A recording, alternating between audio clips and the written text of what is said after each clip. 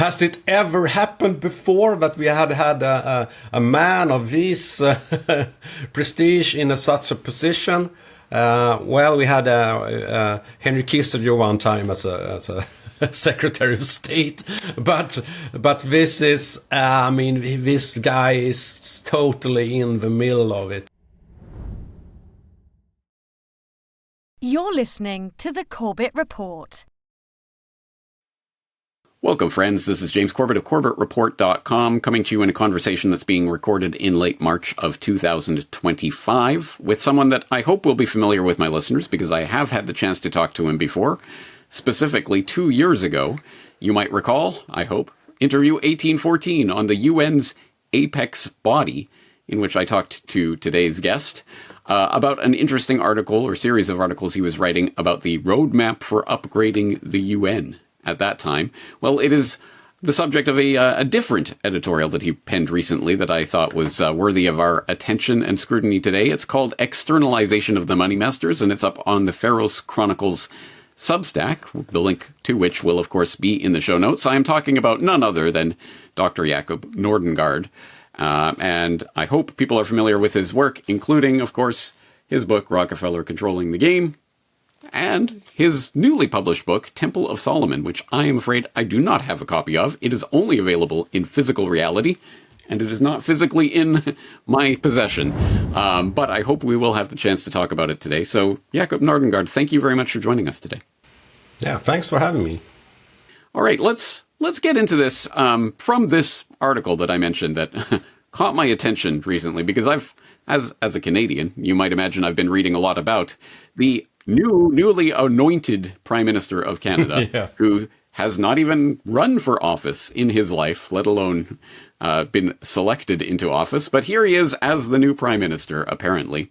And how and where did this happen? Well, obviously, I've read a lot of takes on it, but yours was the most interesting and original of all of them. Specifically, as you write in Externalization of the Hierarchy, Externalization of the Money Masters, let me not confuse things, you write, according to the neo-theosophical teachings of Alice A. Bailey in the book Externalization of the Hierarchy, the spiritual hierarchy, aka the Masters of Wisdom, will start to externalize on the world scene in 2025 to install a new world order. And as you say, as I write in my latest book, Temple of Solomon, the masters of this spiritual hierarchy have a remarkably close connection to the old geopolitical goals of the Anglo-Saxon Roundtable Group when it comes to creating a system of world governance and the current 2030 Agenda for Sustainable Development. And if that's an intriguing lead, well, then join the club. I was very intrigued by that as well. So, first of all, let's put some things on the table. You invoke Alice A. Bailey and the externalization of the hierarchy, the Lucius Trust, the neo-theosophical teachings, occultic aspects of things that people may or may not be familiar with. How did you start becoming interested in and getting researching into the occultic side of the globalist plans? Well, it actually started during my PhD studies. I have always been kind of interested in occult subjects since I was in my teenager, and but during my PhD work that was about energy policy in the European Union, quite far away from occultism, you could say, but as you dig into things, you find that a lot of things that's happening in politics have connections to these spiritual dimensions, and so that was, I was actually investigating the Club of Rome, the environmental think tank that published the Limits to Growth and has been a very, very, very, very important actor in influencing the environmental agenda and climate change especially. And during that work, I was doing some background checks on certain key actors in the Club of Rome in the 70s, and one of these was Irving Laszlo. Irving Laszlo, he was the editor of a Club of Rome report called Goals for Mankind, and this talked a little bit about the spiritual dimension in how the world would evolve during the ideas and thoughts from the Club of Rome members. And he also set up an organization called the Club of Budapest in 1992 or 3, I think, right after the Rio de Janeiro meeting about the environment. And this was a club that kind of a sister club to the Club of Rome, discussing global culture, global spirituality, and all these matters.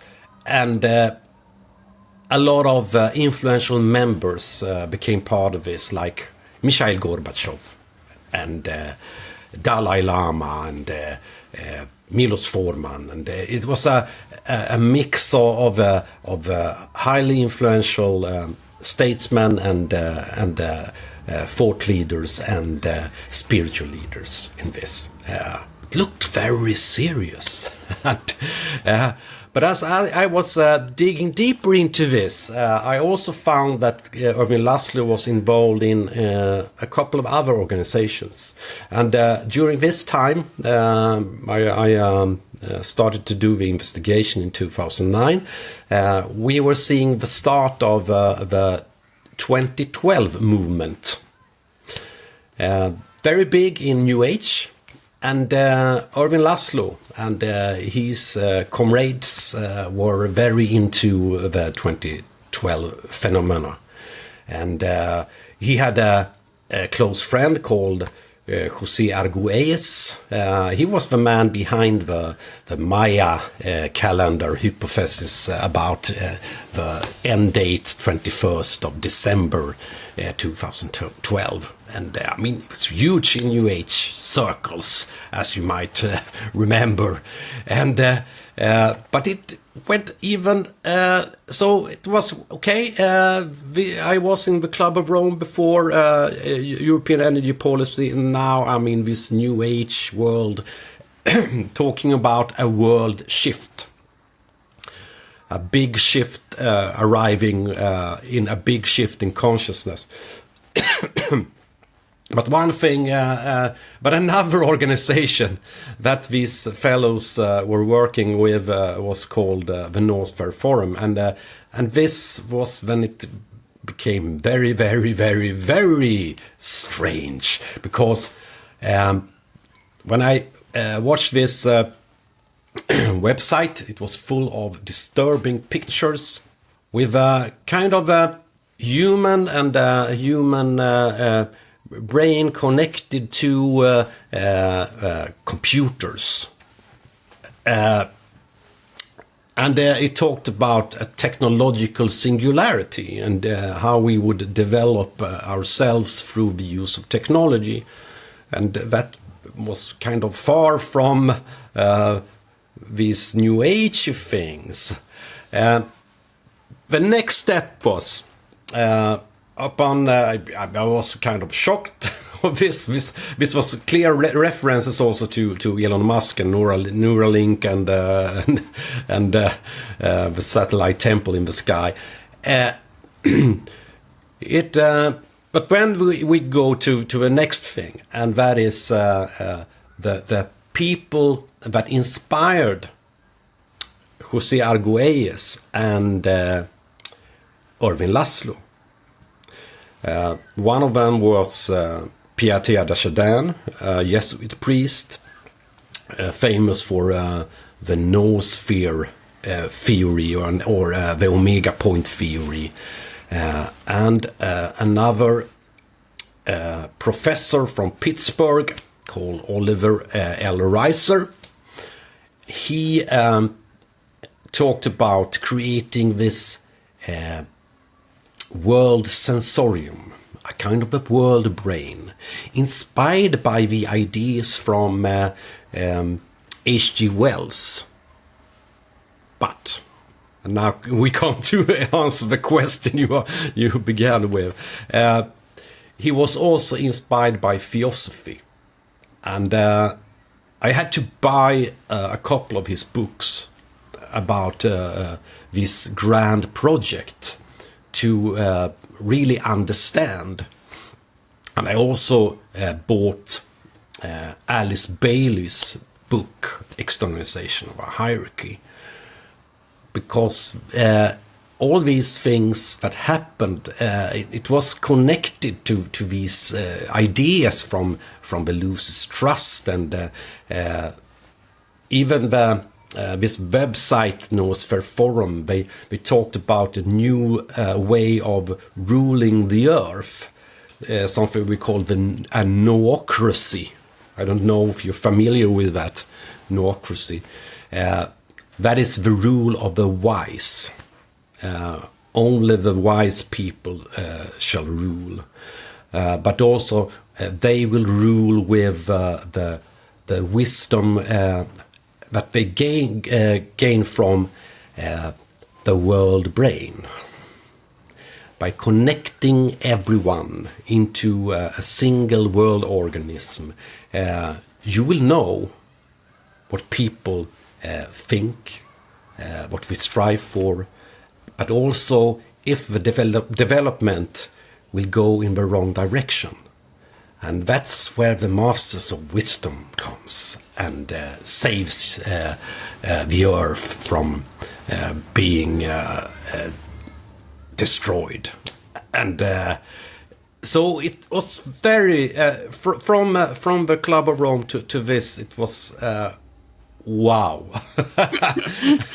As you were telling that story, I was starting to think, how does energy policy lead you in this direction? And I couldn't imagine. But actually, now that you're telling the story, of course, because it, even in my own research, looking at someone like Morris Strong, of course, famed oil tycoon / environmental crusader / had a New Age Manitou residence in the back of a ranch in New Mexico or wherever he ended up. The Earth Charter. I remember there was the weirdness of, I can't remember which Rockefeller. I believe it was a Stephen Rockefeller that ended up commemorating the Earth Charter and putting it in an ark that they sent to New York after 9/11. There is some craziness that really is at the heart of some of these groupings that might be surprising. It sounds like this crazy science fiction nonsense until you realize incredibly powerful, rich people believe in this and have been working towards creating this and manifesting it in reality. So I think maybe it would be most fruitful to start with Alice Bailey and to talk about theosophy, what it is. What is the externalization of the hierarchy? When and why did she write it? How did she write it? Or did she write it? Or was it channeled to her or whatever?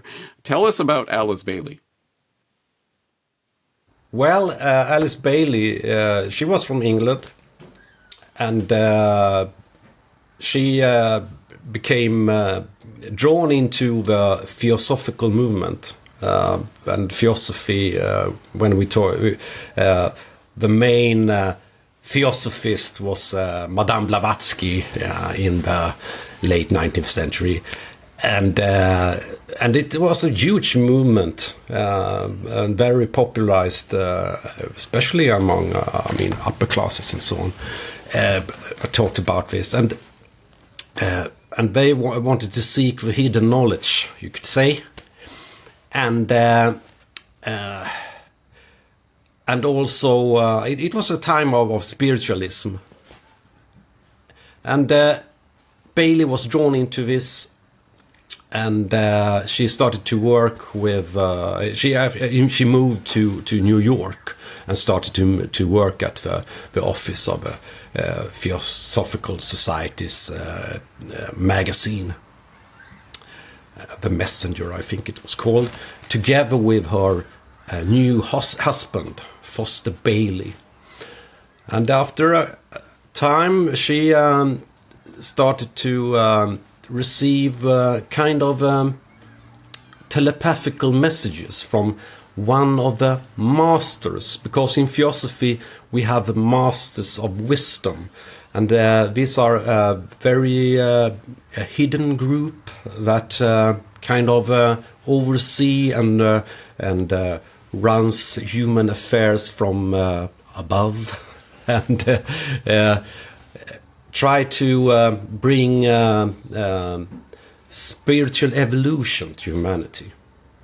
It's very, very much into to evolve humanity and bring about kind of a utopia in the end. And Bailey, she got these telepathical messages from one of the masters called Jwal Khul.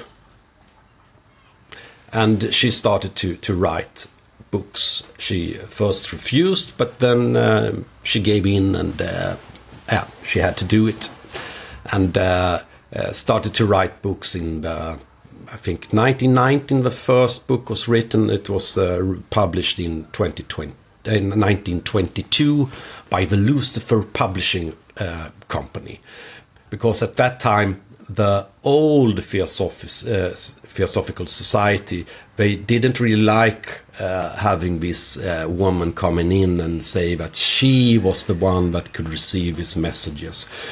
So she was on her own together with her husband, and they created this organization called the Lucis Trust. And they has published 24 books that has been dictated by this master of wisdom. So the hierarchy in externalization of the hierarchy, are these masters of wisdom that are guiding humanity to the spiritual evolution, or what have you?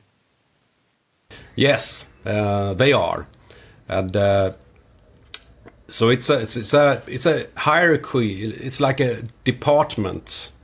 And we describe actually on the Lucis Trust webpage that this structure, that is what all big organizations are using on Earth. And but their organization is, they have these titles. One, for example, is the Christ, and you have a kind of some Indian names as well, and I have to check the in my book. So you have a couple of departments. The Lord of Government, for example. So they are the overseers of government affairs. Inspirer of statesmen. Manipulates forces for furthering of racial evolution. That's one of the things that these people are doing. And then we have the Christ and the world teacher. And for example, in this group with masters, we have one European master that's take care of the Anglo-Saxon race, future development and evolution. And we also have Jwal Khul himself. He is the responsible for the great philanthropic world movements. And for me, upon reading this is from 1922, this book. It was so clear that it was so connected to the Round Table Group and what they wanted to achieve with the world. And also, when you looked up on the people that was involved in this, very, very close connections in thinking, and we also find connections to Foster Bailey was a Freemason, for example. So we have the Freemasonic connection. And that was the case with Round Table Group as well. So it's the same kind of ideals that goes through this, and also they have this leaning towards British patriotism as well. So they actually state, they state. I mean, spiritual masters, and they talk about the great work of the Anglo-American establishment and what we are achieving. Cecil Rhodes was a great guy, I tell you. So okay, so the concept here is that this this hierarchy, the spiritual hierarchy, the Masters of Wisdom, are a hidden group that has been working behind the scenes, but the externalization of the hierarchy is they're going to come to light. They're going to be revealed to the world. And I will confess, I've never read The Externalization of the Hierarchy, but I was intrigued by the fact that you were citing that Alice Bailey was writing specifically about the year 2025, so I had to go look that up. And I did find it. You can go read the whole thing if you want on luciustrust.org. They have all of her books. They have everything. So, specifically in section 4 of The Externalization of the Hierarchy, entitled Stages in the Externalization of the Hierarchy, Part 2, Alice, or the telepathic master she was channeling, wrote, "Thus, a great and new movement is proceeding, and a tremendously increased interplay and interaction is taking place. This will go on until AD 2025. During the years intervening between now and then, very great changes will be seen taking place, and all the great General Assembly of the hierarchy, held as usual every century, in 2025, the date in all probability will be set for the first stage of the externalization of the hierarchy." Yeah, well, here we are. I guess, I don't know. Has the date been set? How does this tie into what's going on right now? and it's just it's just happened. It was kind of funny in a way, because I mean, this book, The Temple of Solomon, it was published now in December, and just a couple of months later, we have a real master arriving at the scene with Mark Carney, and for me it was just shit. Well, okay, for people, there's a lot of people in the audience who won't even know Mark Carney or understand, his real role in things. So tell people about this character and how he arrived in the scene as the Prime Minister of Canada. Yes, Mark Carney, one of the most well-connected men I ever have encountered. He started in Goldman Sachs for 13 years. And then he made a career with... he has been at the Bank of Canada, governor of Bank of Canada. And then he was the governor of the Bank of England, the only Canadian that has had this position. And he has been at the Bank of International Settlements, and he has been at the Financial Stability Board, leading this. He has been the chairman of the Group of 30. This is a very elitist banking organizations. All the big names in banking belongs to this group. I mean, this is the apex body, as we talked about the last time we had a discussion about the apex body. And he's a fellow that is wanted to create this apex body, of course. But that's not the end of it. He also has been, he was a trustee of the World Economic Forum from 2011 to 2022. He has been in the Trilateral Commission. Of course, he was in the task force on global capitalism. This is all about the future for the financial system. And he's the United Nations climate czar. he has that's about climate financing and all everything. I mean, everything we talked about the last time. What to say? Was it 2 years ago? It was about that, bringing about a new financial system in the end. And he has been, of course, the G8, the G20. I have to, and also Bilderberg Group. He has attended in 2011, 2012, 2019, 22, 23, 24. And by the way, he's been the board, the chairman of the board of the Chatham House, aka the RIIA, which is the mother institution of the CFR. Yes, since exactly. last year. That was the last piece, but you said it now. Sorry, because, I couldn't resist. It's just so crazy. It's as just you say. Chatham House. When I saw that, oh shit! and for people who don't understand, this goes right back to what we were talking about with the Anglo-Saxon world order, the Anglo-American roundtable groups, and Chatham House, of course, being one of their outward manifestations of their secret society, which, of course, was originally founded by Rhodes, where they had the Society of the Elect, or whatever they called them. It's all of these occultic things that are being manifested politically. And here we have the chairman of Chatham House is now becoming the Prime Minister of Canada. Crazy. Has it ever happened before that we had a man of this prestige in such a position?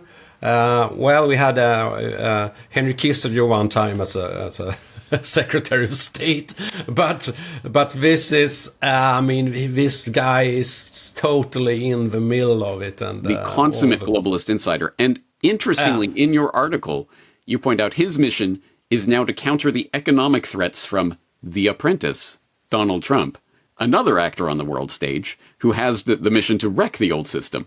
The show must go on. They both have their roles in the construction of the new artificial temple with a group consciousness, hive mind, the world brain, that has been the lusting after, sought after treasure of these people for generations, for whatever particular reason they have.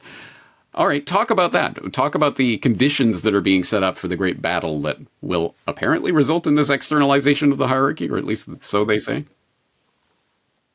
Yes, actually, I wrote about this before Donald Trump came to power, that he was the chosen one, the Wreck-It Ralph. That would have you seen the movie Wreck-It Ralph? I haven't, but I'm aware.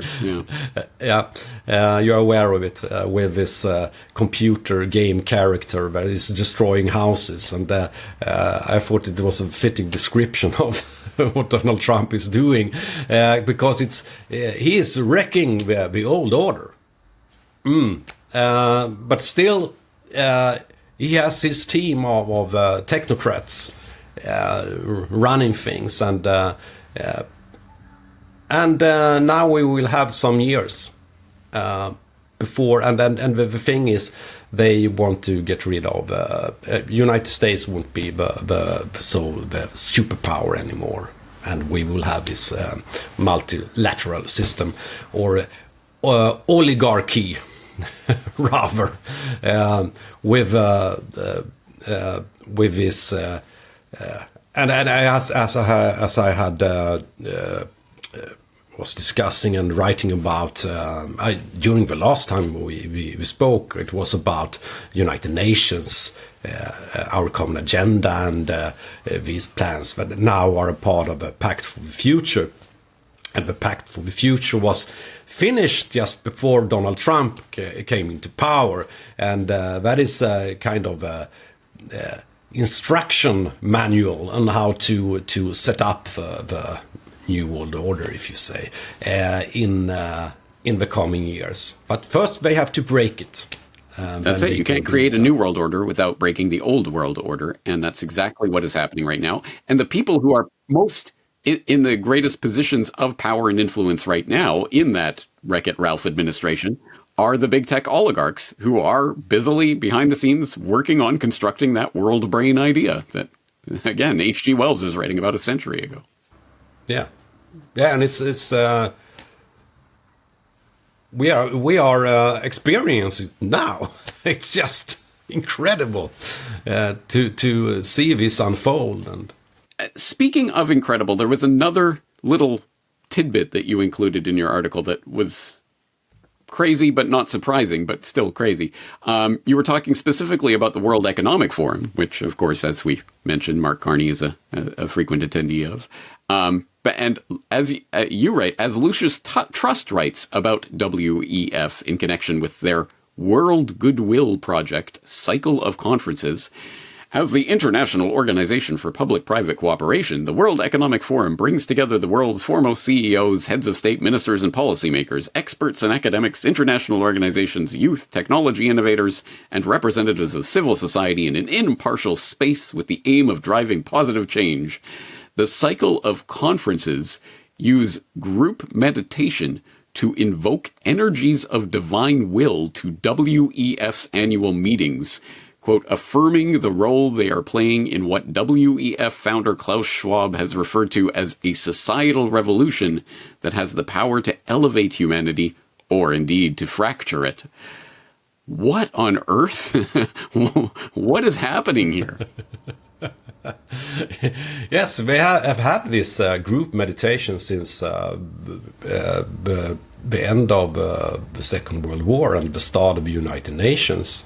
And so they give spiritual power to these meetings. And also, and it's interesting to see in the language that they give that it's not like oh, they are the bad people, and now we have to influence to be better, to do better than they are doing now. No, it's not like these are the good forces, and we have to make it these powers grow even more. And but I think a lot of those people involved in Lucis Trust and participating in these group meditations, they might not really understand this, but they give their energy to this. And among these people in power, they can feel it's an energy, and it's an energy that helps them. So they believe in this. So tell us about the Temple of Solomon. What is this book about? Why did you write it? What does it contain? Yes, it's a special book. It's a very special book because I decided during my PhD studies, I wrote this, my thesis, of course, but I couldn't include this stuff with the occult history. It was impossible. So I had to write a couple other books as well. One was about the Rockefeller philanthropist's involvement in world politics, and but I had this book all the time that I felt a need. I have to finish kind of this my project with this book and tell this story.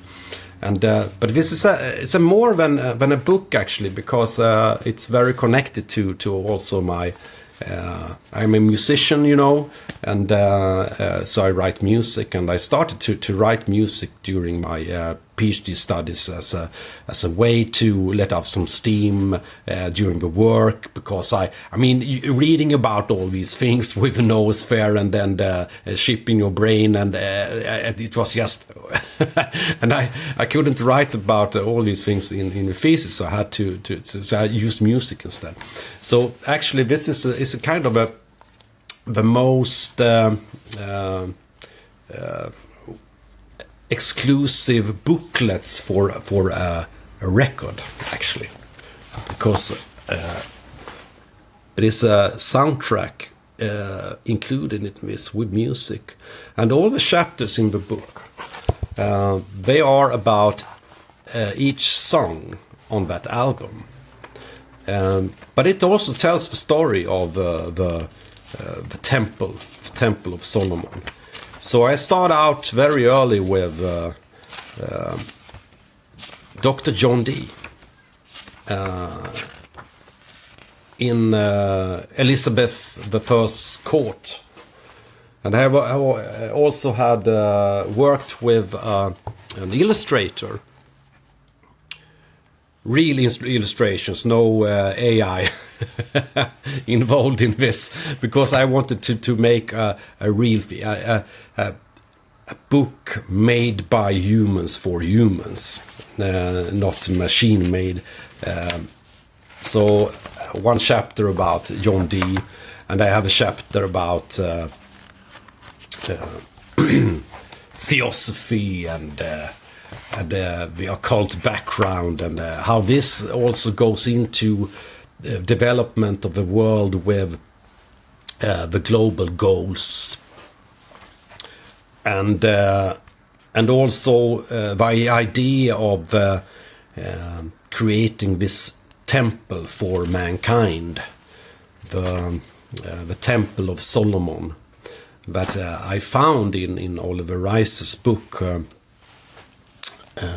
Cosmic Humanism and World Unity, that they wanted to this world system, this brain, this world brain that they were creating, he called it the Solomon's Temple. And so that was what, and he was himself, I mean, as I said before, into theosophy, but also Freemasonry. And Freemasonry talks a lot about the Solomon's Temple. I mean, that's if you go into their rituals, the temple is essential.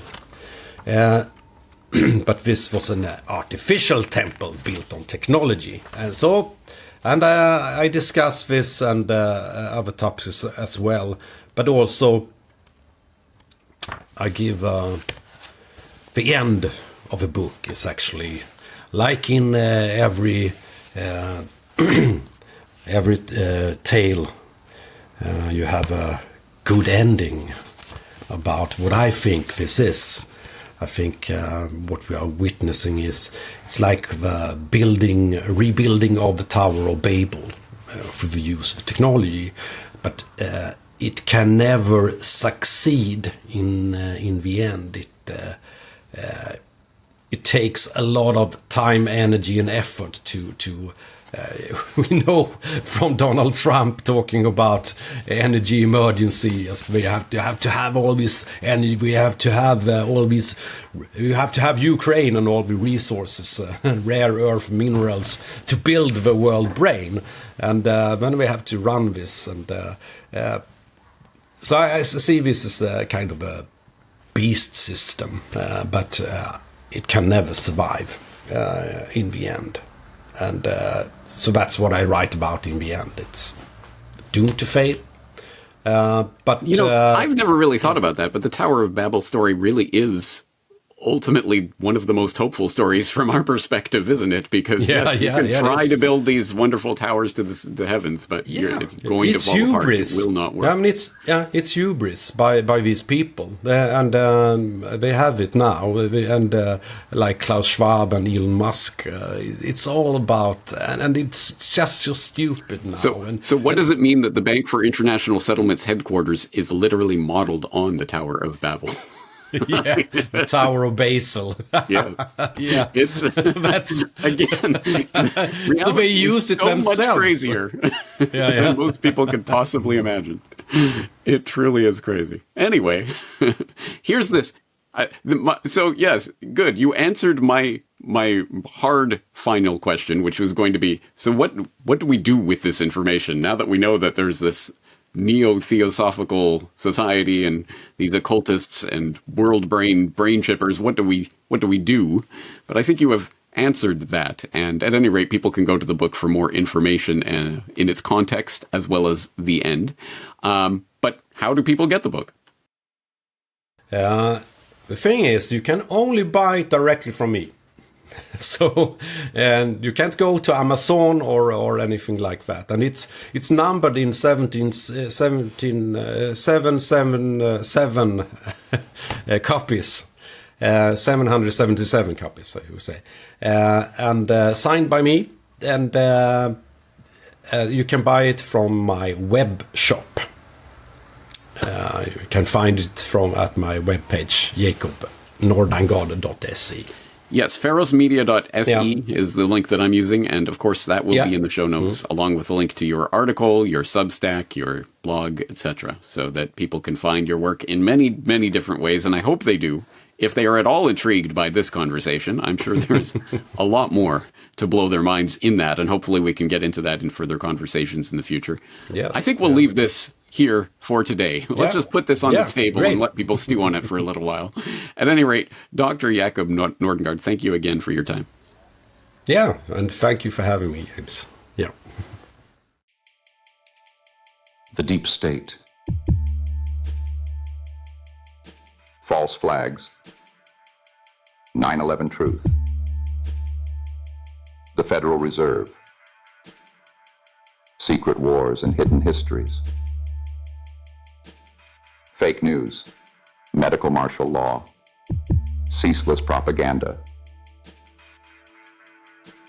James Corbett. Reportage. Essays on the New World Order. Available where books are sold. Until they're not.